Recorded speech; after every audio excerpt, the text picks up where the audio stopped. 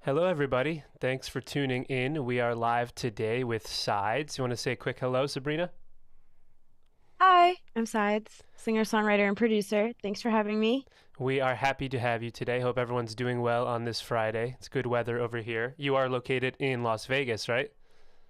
Yes, that How's is correct. how's the climate over there right now? What is it? It's 71 degrees. Not Oh, it's great So, actually. Yeah. Sweet.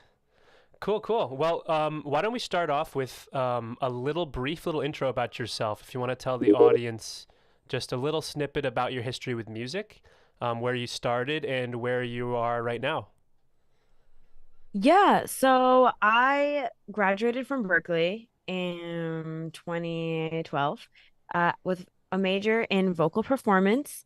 I really wanted to get a job singing. So, thankfully, pretty much right out of school, I started singing for cruise ships. I did that for about a year, and then I moved back to New York City. Then I was focusing on trying to be a singer-songwriter, but I had no idea how to do that. So I failed royally failed. Then I got a job singing in cover bands and did that pretty successfully for a couple of years. The only thing about that is that I always had to have a part-time job or another day job so I could afford living in New York City. And I knew I always wanted to be the boss. I have a very entrepreneur kind of personality trait. I don't know what it is, Yeah, but yeah. I really always wanted to be an entrepreneur. So then I built a girl group that was meant to go on cruise ships as guest entertainers.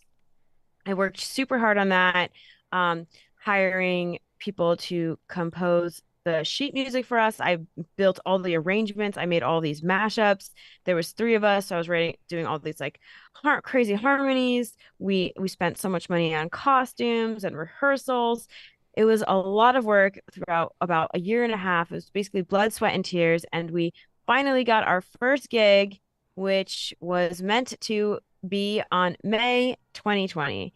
So in May 2020, there were no ships sailing on the high seas. So that business Dang. also royally failed. So two businesses royally failed. Now, at this point, I had turned 30. I felt like an absolute loser. I really hit rock bottom again and was like, what am I going to do now? So I moped around for a few months and then I was scrolling around on Facebook and I got fed an ad, learn how to produce in 30 days. And I thought, this is so stupid. I went to Berkeley. I'm not going to learn how to produce in 30 days. But I clicked on the ad, thankfully, and they had a sale. And I was like, okay, I can spend the $75 to like do this. I'm doing nothing. So I took the course and it was kind of life changing for me. Once I learned how to program in drums, I was like, I can do this. I can produce music. It's not rocket science. I can do it. So then I started doing that in tandem with posting on TikTok. Then I started learning marketing. Then I decided I had this revelation. Oh, what I really want to do is I don't want to be performing anymore. I don't want to wear makeup. I want to work from home. My favorite part about music is the actual creation part. I don't Mm. care if people buy my music or love my songs. I just want to make whatever songs I want to make. And I want to get paid very well to be able to do that. So, what can I do? I can work with music tech companies. So, I really wanted to just make content. Like sample packs and video content and whatever ads for music tech companies. So yeah, since 3 years of doing that, of deciding that moment, that all pivotal moment of learning how to produce, learning social media marketing, and deciding that I wanted to work with music tech companies. Since that moment, I've worked with so many music tech companies. I've done so many sample packs, so much stuff, and I've really built up my business, built up my audience, and yeah, I finally feel successful. Right. Yeah, yeah. No, it's quite the journey. I've seen your face all around. Like I was just telling you before, I had the YouTube open. I saw you on an ad for another company doing a lot of collaborations. And it seems that you've built, like you said, your own little business and ecosystem where you're helping artists kind of monetize their efforts. And it seems like you said, your passion is in the actual content creation. And it seems like, I would assume, also videos, right? Like you're kind of interested in creating the whole thing, the whole marketing scheme, in addition to the music, which is cool. Yeah, yeah, like I'm really fascinated with like, well, I do think in order to be like successful as a musician, well, it just I guess it depends what your definition of success is, but if you really want to build a business with your music, you want your music to be your job, you have to think like an entrepreneur. And that's kind of what I missed. Like at music school, and I think now they've gotten a lot better at it, but like 10 years ago, they would just like teach you how to be good, how to be as good as you can at your craft. And that's where they left you. And I was really good at singing, but I was like, had no idea how I was going to make money. I left that school really, really distressed on how am I going to ever get a job doing this. Right. Yeah. So whereas I don't feel like other careers feel that way. I mean, maybe some of them, but like a doctor, you graduate, you work really hard, you learn how to be the best doctor you can be, and then you have a career path that is like very clearly laid out for you. And we don't have that in the music industry, so we have to create that ourselves. So learning how I've come up with a bunch of strategies to try to like teach people and help people like how to build your own business, how to think like an entrepreneur. You know, step one is being good. Yeah, but that's the bare minimum. Being good is Hmm. just the bare minimum. If you want to just be good, then, you know, get a side job or get a day job. And that's the way you make money. And then this is what you do. You know, it's different. But if you want to make money off being good, then now you have to learn, okay, marketing. How are you going to reach the people that are going to be interested in what you're doing? Just like a soap company would, right? How are they going to get this amazing charcoal soap to the right kind of person that's going to want to buy that? How are they Yeah. even going to know about it, right? Yeah. Yeah. So that's marketing. And then you have to do sales, right? You would be so surprised. There's creators that reach out to me that are like, have more followers than I do, more engagement than I do. And they're like, how are you making money doing this thing? And that's the last piece of the pie, right? It's sales. Now you have to figure out sales. Okay, how are these people going to support you? What services are you offering them? What products are you offering them? You got to think outside of the box. Yeah, it's really being a musician is like your musicianship and your artistry is the product. And most products in other industries don't invent themselves. Like you don't have a charcoal soap inventing itself. And you as an artist are inventing yourself, so you really need like a whole team to then push your products or do it yourself. And that's kind of seems like that's what Yeah. you're helping people figure that out, which is really awesome. And a lot of people would struggle with that because a lot of hobbyists might create songs that could be charting songs and they would never be discovered. They would never have the success they deserve, without those tools. So I really admire what you're doing, and I congratulate you on how far you've come so far in your journey. But just to give the audience a little bit of a sneak peek into what you do musically, I was thinking it'd be interesting to hear so I know you give a Logic Pro crash course. Is that right? Yeah. So I So, assume that's your DAW of choice. Is that still true? yes. Okay. Have you dabbled in any other DAWs? Just like what's your familiarity with music software? What are your favorite kind of tools or brands or DAWs? I guess just to kind of set the playing field. Yes. So, well, when I was doing that girl group for trying to build that up, I was doing all the vocal arrangements in GarageBand. So I was pretty like well versed in GarageBand, which GarageBand is actually a light version of Logic. It actually is like they took Logic and made like a dumbed down version, which is like GarageBand.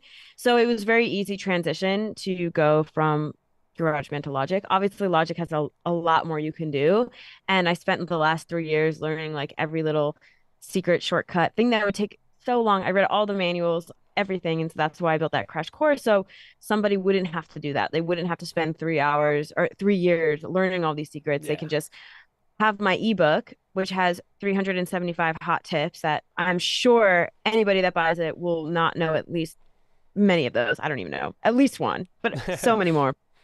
And then I also have a video guide that goes with the ebook. So you can watch the stuff if you're not sure what I'm talking about. So that's 45 minutes. So within 45 minutes of either watching or reading this ebook that you can refer back to, you will know Logic as well as I do, which took me, Nice. you know, 3 now. I really wish people made crash courses for like every single program. I wish they did that for Final Cut Pro because like I don't want to spend 3 years learning every single thing. But with Logic, I was like super passionate about it and I was like, okay, how can I move quicker, faster, make things better? So I feel like really learning the programs help, obviously. And same with video editing. Like I wish I had that for Final Cut Pro also. Yeah. Maybe I'll have to learn it. Yeah, every software is like a whole like yeah. I did the same thing over 10 years trying to learn Ableton. I haven't touched any other DAW. It takes that long to really become an expert. And so Yeah. so you really have to cut that out for other artists to help enable their artistry. But so yeah, I wanted to quickly say to the chat that if you are active and you have questions for Sabrina, or any kind of comments for us, we are raffling off 2 UJAM bundles. We've got 2 Songwriter bundles. So at the end of the stream, if you've been participating, whether it's appreciation comments or questions for Sabrina, anything really, we will be raffling off 2 bundles. One is the advanced bundle, and I will go through at the end with what products those contain before we raffle them off. And then the other is the essential bundle, and they're on sale now, so you can purchase them. But yeah, so that's a good way to keep the conversation rolling. If anything inspires you about what Sabrina's saying about her process or her journey, don't hesitate to just shoot a message in the chat, and we'll bring it up. But yeah, so very cool. The next thing I wanted to also dip on, related to music tech and software tools and all that, being that you work with various tech companies in this industry, I'm sure you've also dabbled a lot or been exposed to the AI kind of takeover in the industry. So I would love to hear. It's a hot topic with everybody. I would love to hear from your perspective, mostly also because you come from almost like a marketing approach and a content approach. I wonder if you've seen like a lot of helpful tools come up that really help your journey in like promoting your music or creating your content. Is any of that like affecting your business? So here's my take on AI. I'm gonna be so my mission statement, which is really important to me, is to make music production and music entrepreneurship more accessible to more people. So ultimately, like AI, whether you love it or hate it, is gonna do that, right? Yeah. It makes the music creation process more accessible. I do not think it's going to, I think it will take away the jobs of musicians but jobs that we don't really want to do, right? It's going to take away a lot of that, like, wouldn't it be great to have like an AI that can instantly melodyne for us, like very quickly melodyne for us to make it perfect, and we don't have to go through each thing? How great would it be if we can like customize those AIs and save us all those hours? Why wouldn't we want to do that so that we can spend that time doing something better? I think AI is only going to be a tool for us to open up more space for us to do something more. Also, I truly believe that AI creates a lot of jobs, right? Because in order to get that precision to teach that whatever robot, or I don't even know what you'd call it, that intelligence, it needs to be it needs to have many humans training it, many humans training it, to the fact that I know so many musicians that now have work because of all these Mhm. developments in AI, and because all of these AI companies have been able to raise huge investments, millions of dollars investments, that they're able to pay musicians to help train their intelligence. I only think it's going to be better. Anybody that thinks it's not, it has a very limited mindset, in my opinion. Now, And as technology changes throughout history, people were always very resistant to the change. But the change is inevitable, right? It was when recorded music first started, composers would be like, this is the end of live performance. Live performance is dead because now people can listen to it at home. And it was just like a whole thing. When the piano came out, people were like, this is the end of single instruments. Now people aren't going to want a violin anymore. They could just play the piano. yeah. And see time and time again, like, we're gonna have to go over change. We're gonna have to adapt with the change. We're gonna have to pivot. We're gonna have to expand. And it's the people that don't know how to pivot. It's the people that don't learn and get better and improve from the change are the people that are gonna be fall behind. And the people that are just whining in the corner are just gonna be the people whining in the corner. I'm sure there'll be a whole crew. So Oh you can yeah. create Oh yeah. a whole crew of people whining together, but ultimately you're not helping the industry, you're not changing anything, and you're not doing anything for anyone, especially not yourself. So that's my very controversial take on AI. Take it or leave it.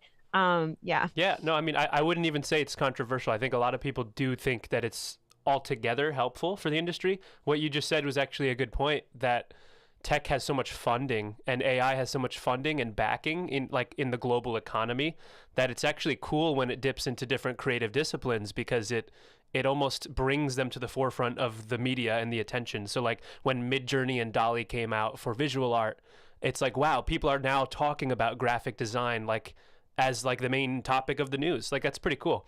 And so it definitely enables more jobs, more musical opportunities and stuff. So in terms of simplifying workflow, that's exactly what it's for, like you said. So I would agree with you. But very cool. Yeah, I was curious where you stood because of your unique background. But And of course, I just want to say one more thing. Like, of course, there's always going to be a line to be drawn between ethical AI and unethical AI.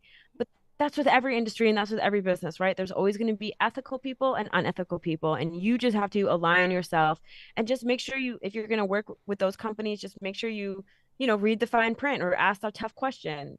And, don't just be careful, tread lightly like you have to do in this industry anyways. Yeah. It's always going to be that. Yeah, yeah, for sure. So we've got a couple questions and comments that are directed at you, actually. Someone, Pete Mason, said that your SEIDS tips have really helped speed up his workflow. Thank you very much. That's a nice comment. Um, we've got another question. Sabrina, how do you handle your own expectations to what you create? Do you get intimidated by what others think of your music at all? That's a good question. Of course. Of course I get intimidated, but like this industry is, and every industry really, but especially this one is 90% a mindset training. It's like a Hmm. mindset master game, right? You have to always remember why you're doing this. You have to always remember that you are a work in progress. A little mindset trick that has helped me is that I feel like I'm going to write the best music of my life when I'm like 45 or 50. That's in like 10, 12 years. And I'm like, whatever I'm doing now is just the warm up for then. And that to me kind of like takes off the pressure of just to make music I like, just make music I have fun with. Even if it's the best song in the world, like arguably like best rock song in the world is Stairway to Heaven. You can show that to 100 people and like 50 people will hate it and 50 people will love it, right? So no matters what, it doesn't even matter like ultimately. And it's really just important that you like your music. You remind yourself that you're a work in progress. You don't just go out of your way to seek validation from the wrong people. You find the right people. If you like your song, so there are 8 billion people in the world, right? If you like your song and you trust your taste, then some of those 8 billion people are going to like your song. You just have to find them. You have to find Yeah. those right people. And that's where the marketing comes in. But yeah, I mean, especially now when I have like some serious people following me for my Logic Pro tips, like Hmm. Grammy Award people that I'm just like, why are you following me? And like if I was to post a song or whatever, of course it's going to be very, like it's scary, but you just kind of have to like push through and people will admire you. People admire the work ethic almost more than they even admire the work in a lot of Yeah. ways. Yeah, yeah. They admire people that show up. Yeah. I think that's a sign of huge artists or influential people following you. I mean, what you're kind of devoting yourself to is your kind of growth scheme and your marketing and your basically your entrepreneurial pursuits. And that's proof in the pudding that it's working because those big names are following you, whether it's because of the songs you produce or not. That's a direct result of your hard work. So I think that's really cool. And like for me, I've really built my whole business deciding, knowing that I don't want to be an art. Like I don't want to make money off being an artist particular. I don't want to make money off being specifically a producer. I want to be able to make whatever music I like. I've completely taken off all the pressure of that for me because that's just not what I want to do.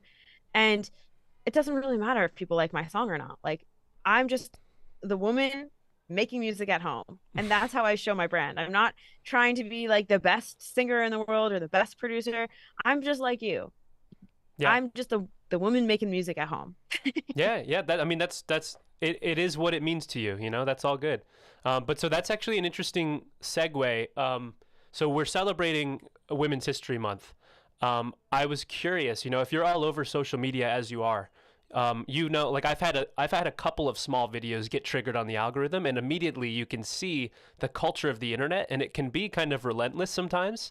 There's a lot of hatred, there's a lot of bullying, there is a lot of support in the right places. But I'm curious to know if because you're so on social media with your marketing, do you have you seen examples of you being treated maybe differently because you're a woman in the music production industry? Because that's actually that's a minority, and so most people can probably be mean about that. And I just wanted to know if you've had any unique experiences or what your stance is on that in general.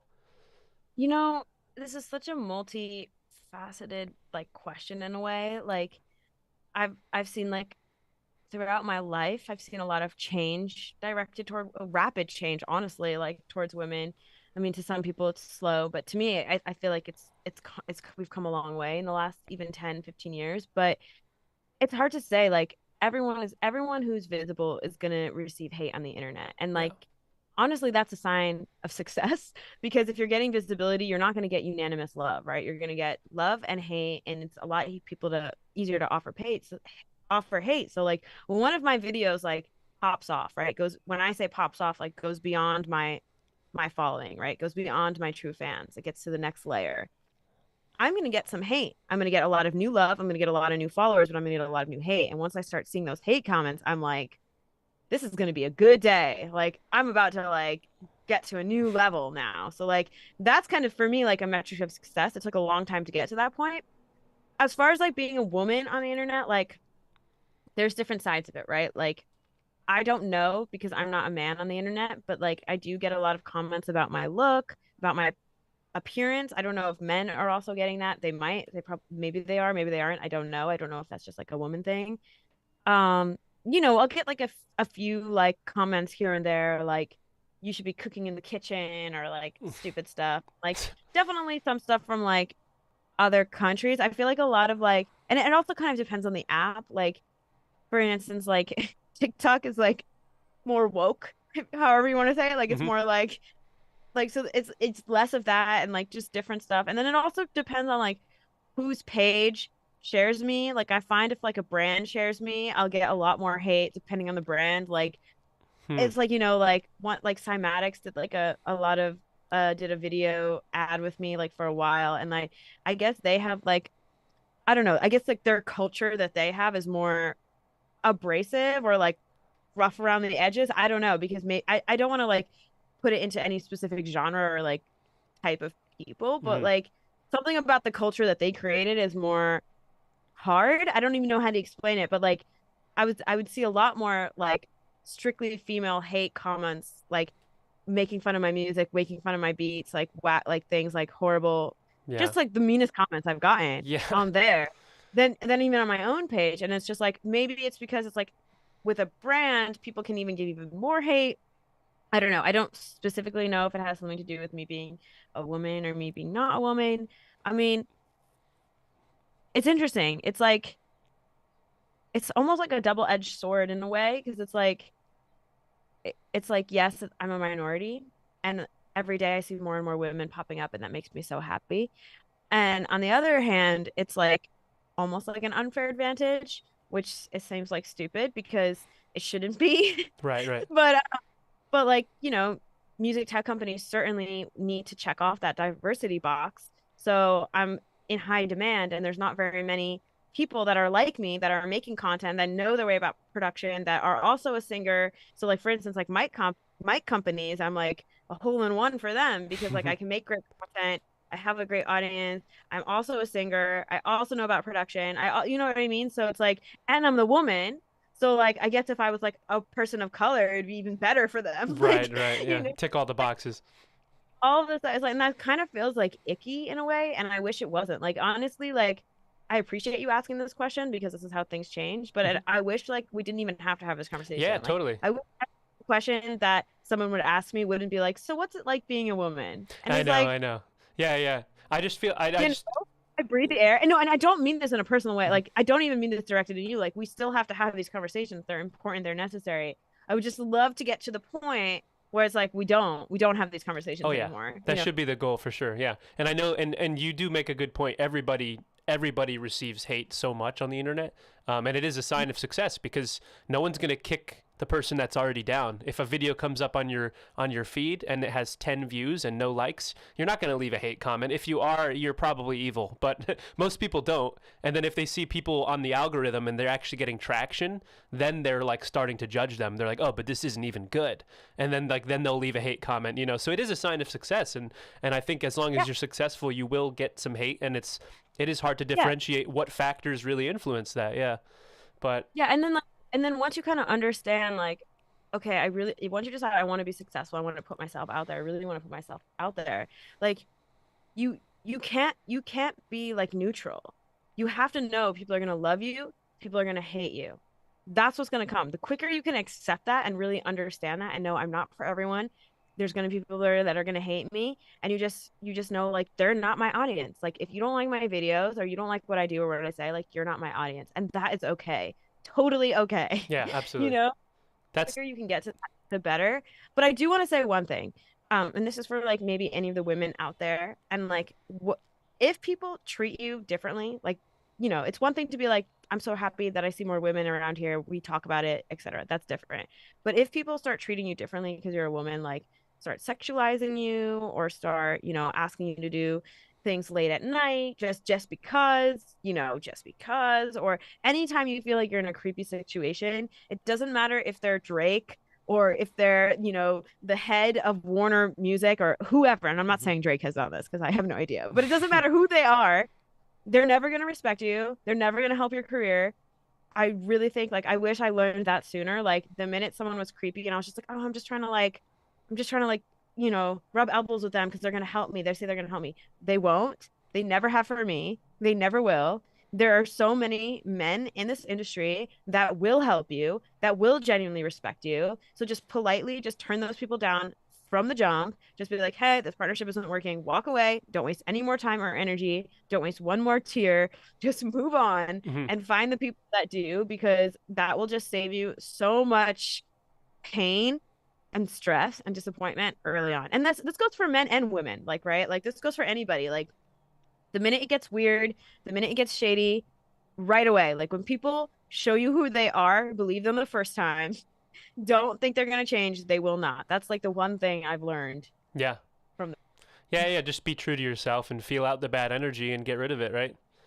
Because yeah. I think part of that is some people might get sucked into this temptation of, oh, this person could offer me success or exposure or whatever tool they have, and I might have to sacrifice this weird energy, but that's not true. And I think that's Yeah. also a sign of those people maybe not being true to themselves and like what they want. That's kind of like seeking affirmation and market affirmation and money. And to me, that's not very self fulfilling, but I could be wrong. Maybe everyone's different. But yeah, no, I was going to ask you that exact question of what advice would you give people to enable them? And you kind of already answered that. So very cool. Yeah, I want to see, there's some comments here. I want to see if there are questions. Jumping back to kind of what you're doing for work and collaborating with other tech companies, somebody was asking, is there a specific brand, or I guess another person asked artist, like brands or artists that you would really like to collaborate with ever? Do you have like your sights set on a long-term goal or something? Well, for me, my goal was to work with Apple. Like that Hmm. was basically how I kind of learned this like marketing mindset approach of like, okay, what do I want to do? I want to work with music tech companies, specifically Apple. How am I going to reach them? I'm going to make a bajillion Logic Pro tip videos and they're going to come to me. They did. They were the first company to come to me. So it's like, okay, now I understand how this works, right? Like social media is like fishing. You put the right type of bait out for the right type of fish and they're going to come to you. So, I don't know. I've really kind of like checked off my list of like the people I've really wanted to work because I've been doing this now 3 years. It's not like I've been doing it a Yeah, couple yeah, months. So and I've really like checked off that list. So now my new goal is to kind of become the music tech company. I I have like a bunch of ideas. Well, first I'm building up like my courses and all of that because people have asked me for this. Like people are like, how do I work with music tech companies? So I'm building like a very thorough course with everything I know from like all of my emails, all negotiating, how much I charge, everything that you would need to know to like work with music tech companies successfully. And I'm building that up. And that's my next big project. And then after that, I'm kind of like toying with the idea, flirting, I guess, with the idea of like raising money with venture capital. It's like raise a lot of money and build like plugins and like become a music tech company because I feel yeah, like that would be awesome. But, I always change my mind. I also want to be like an inspirational speaker and like do more like college tours and stuff like that, which I do. Like I've taught at Berkeley and I'm teaching in Manhattan College in like May and I want to do more cool. of that. So, and then I also, of course, like want to always continue like making music and stuff. But like for me, I have like a song that I'm super proud of that's coming out next Friday with Luke Target. Like I'm trying to do more collaborations with like some of these amazing people I've gotten to meet via social media, and he is like insane. He like built the track for my Splice pack. I just released a pack with Splice like Mm. last month. So he did that with me. So yeah, like I'm always like I'm very like project based and like goal oriented, but as far as that question goes, I kind of worked with those people and as far as like collaborating with different like artists and people, I'm open. I Yeah. don't have like a I just want to work with people that like me. I feel like for a long time, like when especially when I was younger, I was like, okay, I want to like work with like somebody super successful. I want to get in with them. And then really you like you'll do stuff, you'll like collab with people and they won't like what you do. Like Yeah. they don't like act like what you do. So I was like, I just want to work with people that like genuinely like me as a singer, as a songwriter, as a producer. They like my ideas. I don't want to have to prove myself to anyone anymore. And I think that's what comes with age, like you're just like, I'm tired of like, yeah, I'm tired of It's that. petty. So Yeah, it's kind of yeah. With Luke, he had done the Splice pack for me. I didn't even know that. Like Splice organized it. And then he reached out to me and he was like, I love your vocals. I love like, the things you wrote. And I was like, let's collab, right? Because you would be shocked. Like so many people reach out to me, ask me to collab from social media because I have a big audience to Hmm. them. And I'll be like, okay, like, have you listened to any of my songs? And they'll say no. I'm like, how do you know you want to collab with me? Like, you don't even know what I do. You don't know anything about my music. You're just wasting my time. Hmm. Like, you're wasting both of our times. Yeah, Because that if I post a song on my channel, that doesn't mean it's going to do well just because I have a large audience. You don't even understand that. More people will buy my Logic Pro course than listen to my song for free because they're not my target audience. They're for that music. Like, if I wanted to be an artist, I would have built a whole separate channel. I would be targeting people that like and would love that music. Not and they wouldn't care about my Logic Pro tips. They wouldn't even know what Logic Pro is. They'll be like, Logic, the rapper? That's what they'd be like. yeah, no, that's fair. Yeah, they're kind of trying to leech off of your. It sounds like they're trying to leech off your audience and like get the fame they want, which is yeah, But they don't even understand. They don't even understand how it works. And yeah, I was like that too when I was younger. Like I used to think like, oh, if Kylie Jenner like shared my group, I would be famous. But it's like, no, because those are her fans. yeah, yeah, They're not my fans. You have to build up your own fans. yeah. That's totally true. Yeah, you have to build up your own community, and that's the true support that you need. We've got I oh, sorry, no, one last thing I want to hmm say. I genuinely believe that fans can't be bought, they can't be given, they need to be earned. They truly need to be earned. And when you earn true fans, these people will ride or die for you. Like yeah, you can I could sell somebody like crap like something horror. I mean, I wouldn't, but like they would buy anything for you. They would show up for you. Like they would be there for you. yeah, yeah. They're ride or die. They show up at your shows. They buy your merch. They buy your courses. And I think you've probably, I assume, gone through that yourself. Like everyone has a case maybe throughout the development of their life where they become one of those fans of somebody for some reason. And something about the whole story of that person, like you just can't stop thinking about it and you want to spend money on it and you want to, like you align with it so uniquely. You want to support them. They've Exactly. helped you, so you want to help them. And that's what it is. And I don't ask like like the questions I always tell people to define is what do you want to do? What is your mission statement? Who are the people that support what you want to do? How are you going to reach them? And how are they going to support you? I don't ask like what are you going to sell them? What's your marketing? Hmm. No, I put it in like very understandable terms. Like your fans want to support you. Yeah. They want to. You haven't given them an opportunity to.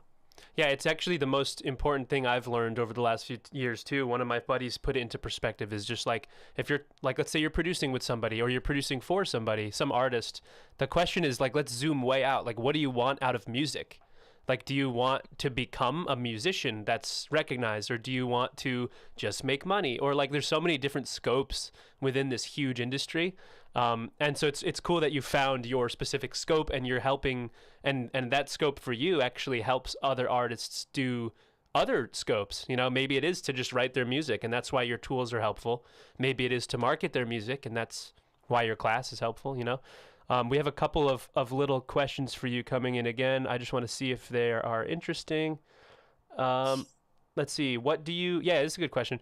What do you now know? You might have kind of touched on this in your previous answers, but what do you now know that you wish you'd known when you were starting out? And I don't know if that means cruise ship pre-production or maybe when you first started production. I mean, there's so many things. Well, one, I wish I learned how to produce and I wish I prioritized social media.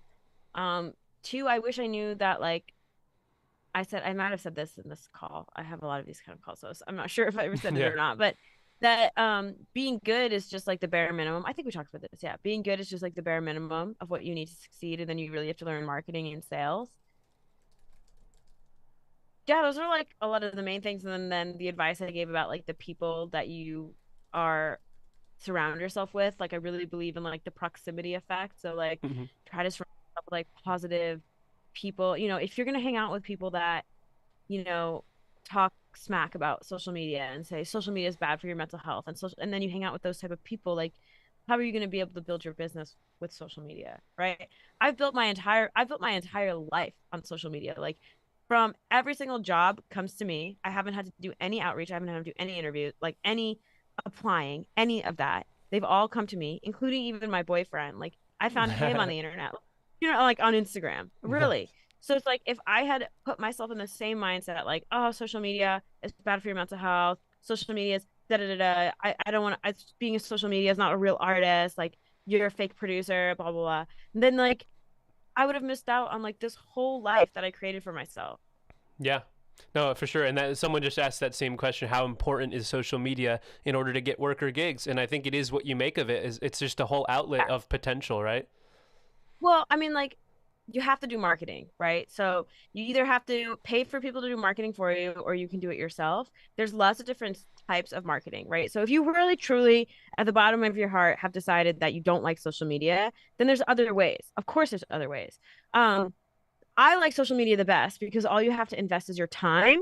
And like I said, I like it when people come to me. So if you put out the right bait for the right fish, they're going to come to you. And then I don't have to do any outreach. I just know that each week, and I do each week in my inbox, I get new opportunities. Everything comes to me from it's like you attract, you don't chase, right? But that's not for everyone, right? And I understand that's not for everyone. And that's okay if you don't want to do that.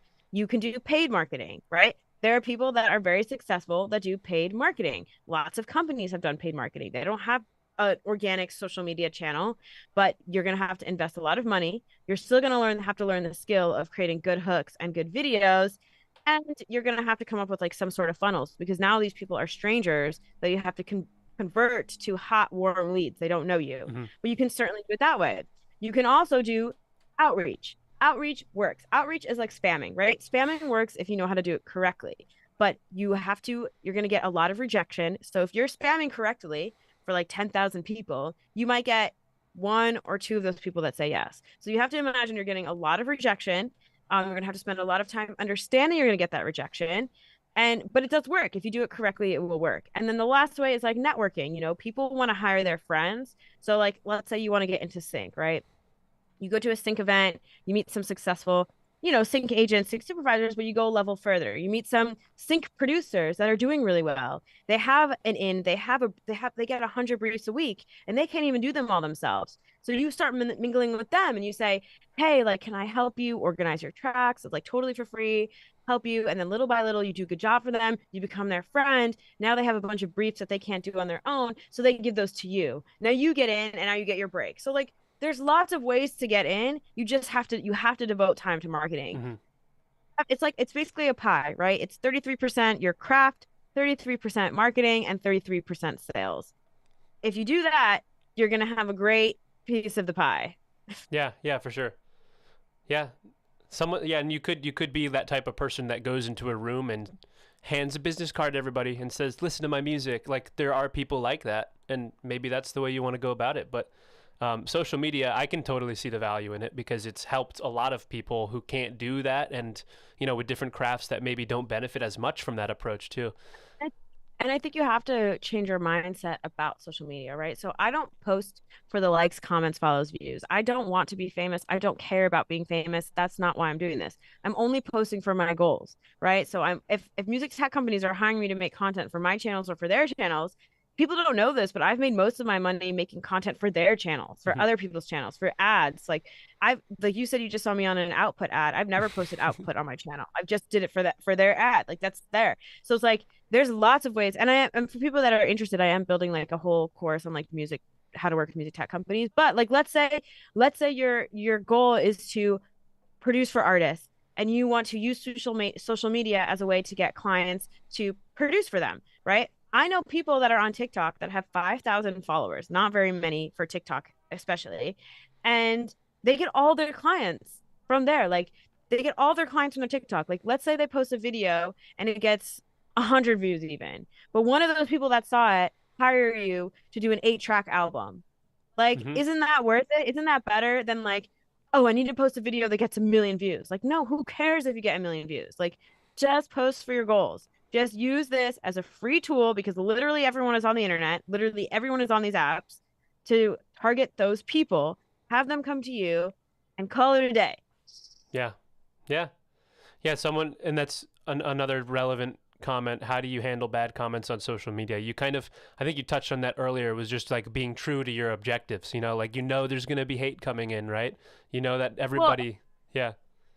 it's a metric of success, right? So if Mhm. someone's gonna give me a hate comment, and like I've come a long way with this, right? It's certainly something that used to like paralyze me, and I've come a long way. And like, if I've answered those 5 questions correctly, right? One, what I want to do. Two, what is my mission statement? Three, all those questions, right? And someone goes to me, your beat sucks, like you suck, and I'm like, you know what? Like, if you don't like it, cool. Like, that's cool. That's fine. Right. Like, you don't have to like my beat because not everyone's going to like my beat. And, anyways, I don't care if you like my beat. I just want to inspire other people to make beats. Right. Like, Right. so if I've inspired another person to make a beat, and then I could just say to him, you're right. Oh, I'll be like, oh, I'm sorry. I don't like my beat, but I would love to hear, like, you say it like, I just hope you learn some of these tools so you can make a beat better than mine. Or you could say like, I'm sure you can make a better beat than mine. I'm just trying to show you how you can use Logic or Yeah. whatever. Or you just ignore it and like just move on. Yeah, just I don't redirect it towards your actual claim. Your claim is not that this is the best beat you'll ever hear. Your claim is this is how I do it, and it might help you. So, yeah. really, just like depends on what you do. And like let's say you are trying to be an artist, right? And your mission is to like make beats, and they say, oh, this beat sucks, and you be like, listen, my music isn't for everyone, but I appreciate you listening. Yeah. Like, Yeah, you know what yeah. I mean? Like, it's just how it is. And it's like, you are 100% going to get hate. You have to, and if you're not getting hate, you're not getting seen by enough people. So you want the hate almost because you want to be seen. Like, we're not posting this for our health. Like, we still want to get out there. We want it to get out. So it's like, I literally view the hate as a metric of success. It took me a long time to get there. And it's gotten to the point where if someone leaves me a hate comment, I just like laugh. Yeah. I'm just like, what? You're fueling the algorithm. Thank you, right? Yeah. Yeah. No, cool. Yeah. And so I think as we wind down a bit here in the stream, one thing I wanted to ask you about all of your, like, this month we're appreciating creatives that are women in different industries, and we have you on here. It's kind of a spotlight for you. So I wanted to ask you, out of all the different things and services you're offering, you just mentioned that you're doing a new one for how to work with music tech companies, and you have a song coming out. Which new thing or current thing even are you most excited to promote? Like, what is your main push right now at the moment? I'm promoting it all. I mean, I'm very goal oriented. So I have like a goal of how many Logic Pro courses that I want to sell. And I'm about halfway through with that. So Cool. I'm still working on that. And that was like my baby. It took me so long to make. And I genuinely feel like it will, like, I've gotten comments. I've gotten people, like, I've already had 2,000 people buy it, I think. And I've gotten reviews of people saying, like, this saved me like hours of my life. This sped up my workflow. This was like totally worth it. So I'm really happy to keep pushing that, obviously. And then my song coming out, yeah, I'm super excited about that. I, like I also have my goals for that. I'm hoping it gets to X amount of streams. I'm just a goal oriented person. Hmm. So I always have my goals. And then the music tech, how to work with music tech classes, like that's only, oh, my class on how to work with music tech companies. If you're interested, you can sign up for like the early access. I haven't even finished it yet. I'm still building it, but I always offer like a very good big discount for anyone that's on the early access list. So you can just go to my link in bio in my Instagram or TikTok and you can see how you can like sign up for early access. But yeah, that's going to be like the biggest course I've ever made. Is going to be like a 7-hour course, like going very deep into how to do this because there's nothing on the internet really that's specific about this, like of how to work with music tech companies. Like Hmm. specifically, I'm going to give you like all of my email templates, just so much. And I also have case studies where I do like one-on-ones with people that are struggling already now, but like, oh, but pretty far ahead too. So you'll be able to watch those. So you'll get like a bird's eye view of kind of how you can implement this. And I really believe that that course will like certainly pay for itself if you stick with it because there's a lot of money to be made working with music tech companies right now. There's a lot of money to be made as a content creator in general right now. Yeah. Like even if you want to be an artist, I have a friend that posts songwriting content and she just got like a sponsored videos with M&M's The Candy. Like there's Nice. like brands are just realizing that they're not spending money on like billboards, and they're not spending money on commercials, and they're not spending money on radio ads. They're spending money on influencers, on user generated content, because that's where everyone's hanging out. That's I don't listen to the radio. And when I watch TV, I'm watching Netflix. I don't see any Yeah. commercials. But I'm always on TikTok or Instagram or YouTube, and that's where these brands are spending their ads monies. So if you can learn this skill, you can tap into a super lucrative market, and you can be able to make your music doing this. Like you could just Hmm. do whatever you want. Like what I would have made all week on a cruise ship, I make in one video, you Yeah. know? Yeah. So Yeah. I can do whatever I want. And to have financial freedom as a musician, it's just like a breath of fresh air. It's just like, Yeah. That's what you need. Yeah, you can't have financial pressures on your creative forces or they will be quelled. That's something I yeah. believe in.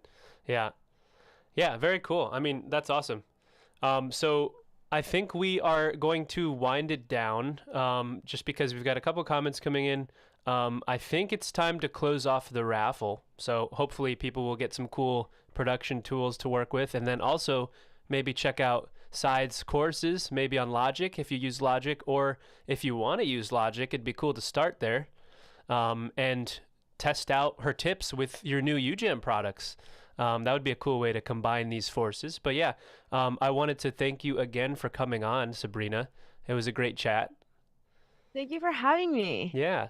And so I just want to stay up until we hear the winners, which Simon in the chat on the UGM account will announce shortly. But yeah, otherwise, an exit question someone asked was, how do you wind down at the end of the day or outside of Uh, your creative work? What do you do like to relax or meditate?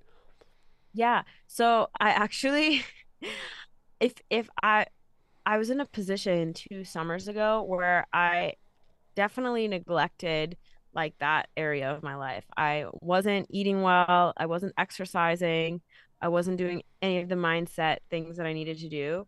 So I really have kind of focused on like building the strategy for myself, because now we're our own boss. We're our own boss of our own lifestyle. So I do an MMM strategy, which I just posted on my Instagram today, actually. But it's 90 minutes of mindset, 90 minutes of music, 90 minutes of marketing, and 90 minutes of money, like most days. So I try to Mm, make sure I divide my day into a balanced schedule.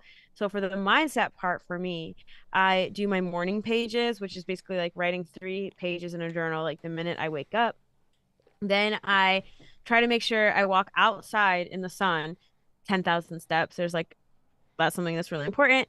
Then I try to do like Pilates or bar. At night, I just kind of hang out. I don't know. I'm usually really tired. I wake up at like 5 in the morning, so I'm usually like ready for bed. I love that because I have so much stirring in my mind all the time that like it's so nice to be like completely exhausted. Like mhm. at the going to bed like so exhausted that I'm just like out. That's my best.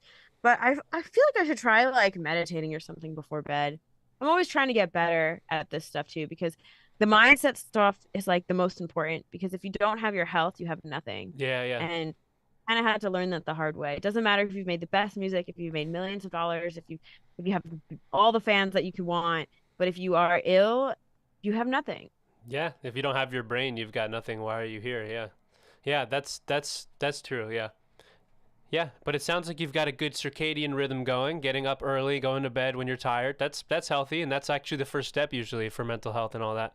So Yeah. so that's good. It seems like you got a good structure to your days. Someone did ask that. I don't know if you want to touch on it, but they asked about how you go about navigating and planning a day with so many different projects. But if you want to provide a quick answer before we close, you can if you want. So I literally have like built my little planner for me and I do like a lot of time blocking. Time blocking helps me. I have lists that like if I don't whatever I don't finish on that to-do list, I like start the next day.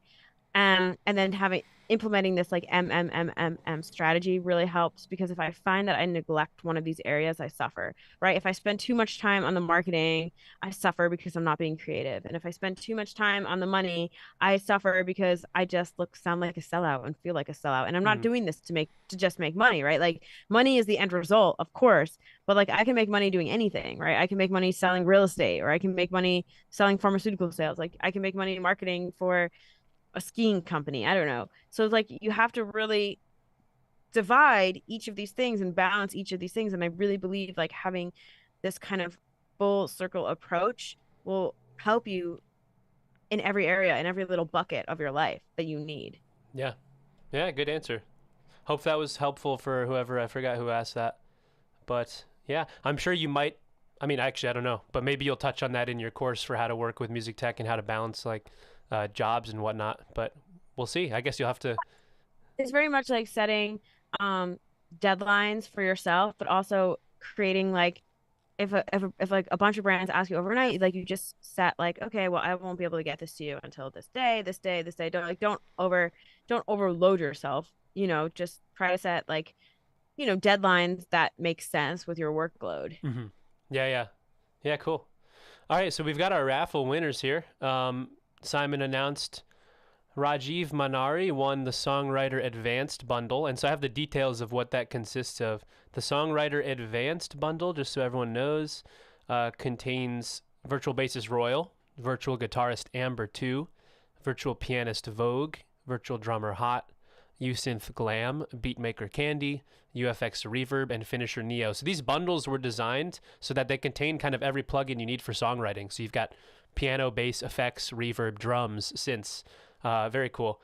And then the second winner is the Essential bundle. And that was, who won that one? Let's see.